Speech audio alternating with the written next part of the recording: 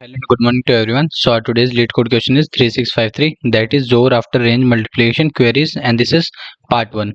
So in this question we are given an integer array called as nums whose length is n, and with that we are also given a 2D integer array named as queries and its size is q. So where each index of queries contain four different elements, that is li, ri, ki and vi, right?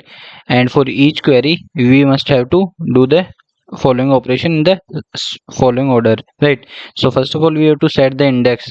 We have to set the index to li, and then we have to use a while loop until index is less than equal to ri, and we have to update all the indexes in the nums array s- such that nums of index should be multiplied by vi, and we also have to do modulo 10 ki power 9 plus 7, and that after we have to update the index by ki.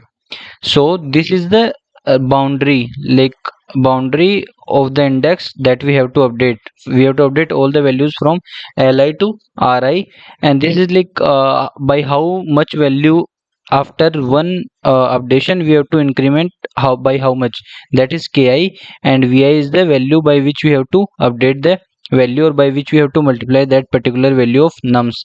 After processing all the queries we have to return the bitwise XOR of all the elements present in nums, right? So let's see an example to get it more clearly. So first example is we are the nums array is all ones, and the queries, in queries we have 0, 2, 1 and 4. So this is our l, r, k and v. So we have to update all the values from index 0 to 2, and we have to multiply all the values by 4. So first we go to 0, then 1 into 4 it will become 4.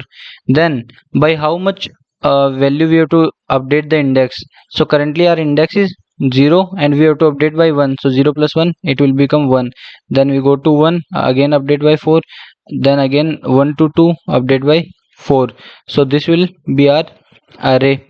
Now we have to take XOR of this. So 4 XOR 4 it will be 0, again XOR with 4 it will be 4. So 4 is our answer. So let's move to the example number 2. So in example number 2 we are given this as the nums array 23154, and in queries we have two different queries. So first query is 1 4 2 3, right? This is the first query. So in the first query we have to update all the indexes from 1 to 4 with an increment of 2, and we have to multiply them by value 3, right? So first we go to at index number 1. At index number 1 we have to multiply that value by 3. So 2 3 3 is a 9. Then we have to update the index by 2, so the next index will be 3. So 1 5 3 is a 15, and the next index again is like added by 2, so that is not in the array. So after updating from the first query our array will become 2 9 1 15 and 4. Then we process the second query, that is 0 to 1 2.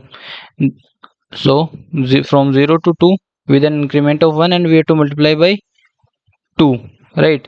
So see, we'll be starting from here 0, so we have to multiply by 2, so it will become 4. Then 9 multiply by 2 18, and 1 multiplied to 2, like up to here only. So after processing both the queries our array will look like this.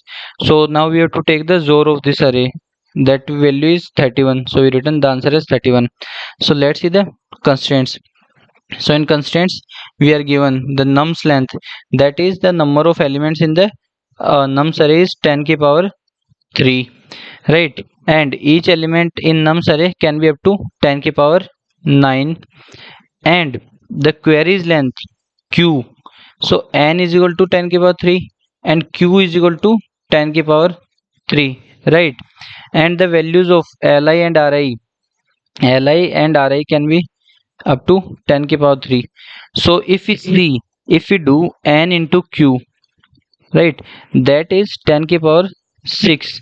So That means we can use a loop of big of n, and inside loop we can use a big of q loop, like we can do it for 10 to the power 6, right? That means this loop is feasible. So by using these constraints we'll formulate our approach.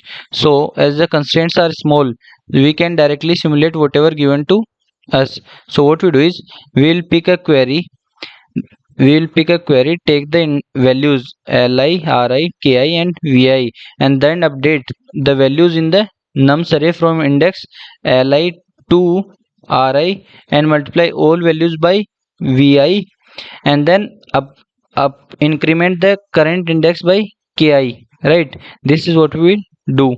And after, once we process all the queries, we'll take zor of the nums array and then return the that as the answer, right? So let's get uh, try to get it with the help of a dry run. So we have taken nums arrays 2 3 1 5 4, and these are the queries.